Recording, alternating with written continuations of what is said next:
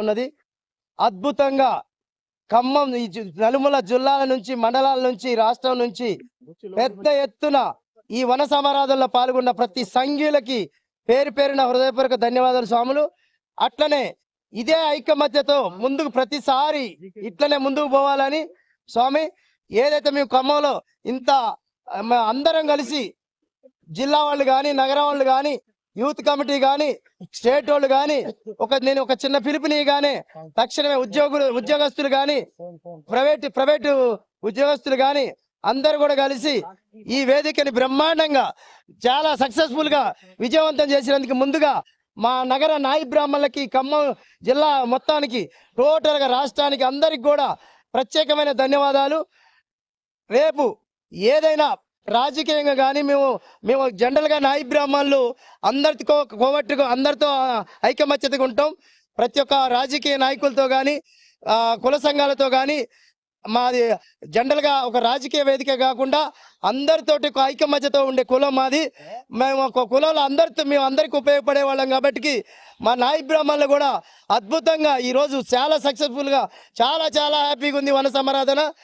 ఇది ఎప్పుడు ఇట్లనే కొనసాగాలని రేపు జరగబోయే ఏదైనా బీసీ జేఏసీ పిలుపు కానీ లేదా రాజకీయ పిలుపు కానీ మా నాయి బ్రాహ్మణులు ప్రతి ఒక్కళ్ళు కదిలి వస్తారని మనస్ఫూర్తిగా కోరుకుంటున్నా. ఈ రోజు ఇంత సక్సెస్ఫుల్ అయినందుకు ప్రతి ఒక్క నాయి బ్రాహ్మణ సంఘులకి మాతలకి పేరు పేరున నా నగర అధ్యక్షుడిగా నా హృదయపూర్వక నమస్కారాలు.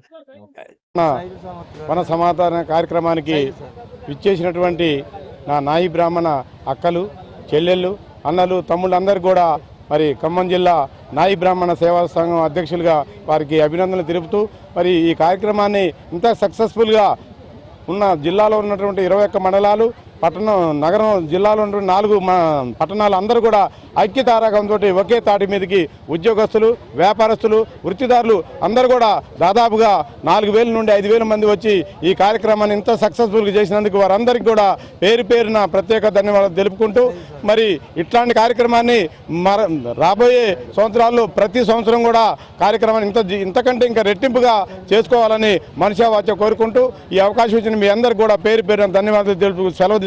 జై హింద్. నగర కమిటీ మరియు జిల్లా మరియు ఎంప్లాయీస్ ఈ అందరూ కలిసి స్వామి ఇక్కడ కేవలం నాయి బ్రాహ్మణులు అందరం ఒకటే, వృత్తిదారులు కావచ్చు, ఉద్యోగస్తులు కావచ్చు, అలాగే బిజినెస్ చేసుకునే వాళ్ళు కావచ్చు, మనమంతా ఒకటే. మనం అందరం కలిసి ఉమ్మడిగా వనభోజనాలు చేసుకొని ఐకమత్యాన్ని చాటుకోవాలి, ఆత్మీయతని పంచుకోవాలనే ఉద్దేశంతో ఈరోజు మనం భారీ ఎత్తున ఈ కార్యక్రమాన్ని నిర్వహించడం జరిగింది. ఇది ఈరోజు ఇంత భారీ ఎత్తున సక్సెస్ అనేందుకు చాలా సంతోషంగా ఉంది. దీనికి ఇంత పెద్ద సక్సెస్కి తోడ్పడినటువంటి జిల్లా కమిటీ అలాగే నగర కమిటీ సభ్యులు అందరికీ కూడా నేను మనస్ఫూర్తిగా ధన్యవాదాలు తెలుపుకుంటూ భవిష్యత్తులో కూడా ఇంతకంటే గొప్పగా అందరం కలిసి మేము పనిచేస్తూ ఇలానే కార్యక్రమాలు నిర్వహించుకోవాలని చెప్పేసి మేము కూర్చొని నిర్ణయించుకొని మాట్లాడుకోవడం జరిగింది. అదేవిధంగా జరగబోయే కార్యక్రమాలన్నీ కూడా ఇదే స్థాయిలో నిర్వహించడం జరుగుతుంది.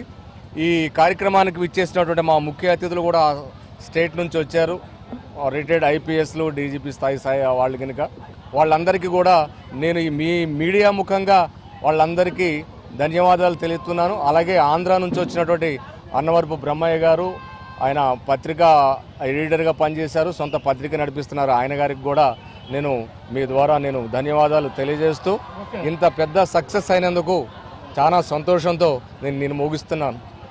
సగానికి పైగా ఈ జిల్లాలో ఉంటే వాళ్ళు అసలు ఎమ్మెల్యే అవటానికే నోచుకోలేదా? ఎమ్మెల్యేలు కాదు కదా, కనీసం ఎమ్మెల్సీ ఇవ్వచ్చు కదా. ఎవరన్నా అడిగితే నాయి బ్రాహ్మణ సామాజిక వర్గం నుంచి ఒక టికెట్ అడిగితే మీకు ఓట్లు లేవు, మీకు డబ్బు లేవంటారు. మీరు డబ్బులతో వ్యాపారం చేసి ఓట్లను కొనేసి మీరు ఎమ్మెల్యేలై మంత్రులై రాష్ట్ర సంపదను దోచేసుకుంటున్నారు. కాంట్రాక్టులు మీవే, వ్యాపారాలు మీవే, మరి రాష్ట్ర సంపద మీవే. ఈ రోజున బీసీ, ఎస్సీ, ఎస్టీ, ముస్లింలతో సహా జరిగే అటువంటి అన్యాయం ఇంత అంతా కాదు. తెలంగాణలో కానీ, ఆంధ్రప్రదేశ్లో కానీ, భారతదేశంలో కానీ బీసీల్లో రాజకీయ చైతన్యం వచ్చింది. తెలంగాణ బీసీలు 42% రిజర్వేషన్లు వస్తాయని చూస్తూ ఉంటే మరి బీసీలకి 42% రిజర్వేషన్ వచ్చేటేం కనపట్ల. మరి బీజేపీ పార్టీ 9వ షెడ్యూల్లో ఈ 42% బీసీలకు రిజర్వేషన్లు ఇవ్వచ్చు. మరి బీసీలు హిందువులు కాదా? బీజేపీ హిందుత్వ పార్టీ అంటది. మరి హిందువులైన బీసీలకి రిజర్వేషన్లు ఇవ్వరా? బీజేపీ అగ్రకులాధిపత్యం, టీడీపీ అగ్రకులాధిపత్యం, బీఆర్ఎస్ అగ్రకులాధిపత్యం, వైసీపీ అగ్రకులాధిపత్యం, కాంగ్రెస్ అగ్రకులాధిపత్యం. అందుకే బీసీలకు న్యాయం జరగట్లేదు. బహుజనులు పార్టీలను పెట్టుకుని బహుజనులకే ఓట్లేసుకుని బీసీలు, ఎస్సీలు, ఎస్టీలు, ముస్లింలు రాజ్యాధికారాన్ని సాధించాలి. ఈ రోజున అంత చైతన్యం మన నాయి బ్రాహ్మణ సోదర సోదరిమణుల్లో జరుగుతుంది. నా పక్కనే ఉన్నారు, ఆమె కౌన్సిలర్గా చేశారు గతంలో. నాయి బ్రాహ్మణ సోదరుడు ఉన్నారు, ఆయన 5 సార్లు కౌన్సిలర్గా చేశారు. వీళ్ళకి ఎమ్మెల్యే అయ్యే అర్హత లేదా అండి? మీకే ఉందా అర్హత? ఇది ప్రశ్నిస్తున్నారు. ఒక నాయి బ్రాహ్మణ సమాజమే కాదు, అన్ని బీసీ కులాలు ప్రశ్నిస్తున్నాయి. ఇంతవరకు అసెంబ్లీలోకి అడుగు పెట్టని కులాలు చాలా ఉన్నాయి. నాయి బ్రాహ్మణులతో పాటు మరి కుమ్మరులు ఉన్నారు, ఇంకా వివిధ రకాలైనటువంటి ఉప్పర్లు ఉన్నారు, వడ్డెర్లు ఉన్నారు, ఎన్నో కులాలు. ఒకనాడు ఉప్పర్లు కాకతీయ సామ్రాజ్య అధినేతలు, వాళ్ళే రాజులు ఉప్పర్లు. అటువంటి రాజులైన ఉప్పర్లకి అసలు ఎక్కడ అసెంబ్లీలో స్థానం లేదు. ఎక్కడో బీహార్లో నాయి బ్రాహ్మణ సమాజాన్ని వర్గానికి చెందినటువంటి కర్పూరి ఠాకూర్ ముఖ్యమంత్రి అయ్యారు. పక్క రాష్ట్రం తమిళనాడులో ఈ రోజున స్టాలిన్ నాయి బ్రాహ్మణ సమాజానికి చెందినటువంటి వర్గం, ఆయన ముఖ్యమంత్రి. ఆయన తండ్రి కరుణానిధి కూడా అదే సామాజిక వర్గం నుంచి. వేరే రాష్ట్రాల్లో బీసీలు ఎమ్మెల్యేలు, మంత్రులు, ముఖ్యమంత్రులు అవుతున్నారు, కానీ ఈ తెలుగు రాష్ట్రాల్లో అయ్యేటువంటి పరిస్థితి లేదు. అందుకనే తెలుగు రాష్ట్రాల్లో ఉన్నటువంటి బీసీలు అందరూ ఐక్యం కావాలి. ఐక్యంగా ఈ పార్టీలు ఏవైతే ఉన్నాయో ఈ పార్టీలకు వ్యతిరేకంగా పనిచేయాలి. ఆ స్పందన ఈ రోజున ఇక్కడ ఖమ్మంలో నాయి బ్రాహ్మణ సోదర సోదరీమణుల్లో నేను చూశాను. ఇది హెచ్చరికగా ఈ పార్టీలు భావించాలని చెప్పి కోరుతున్నాను.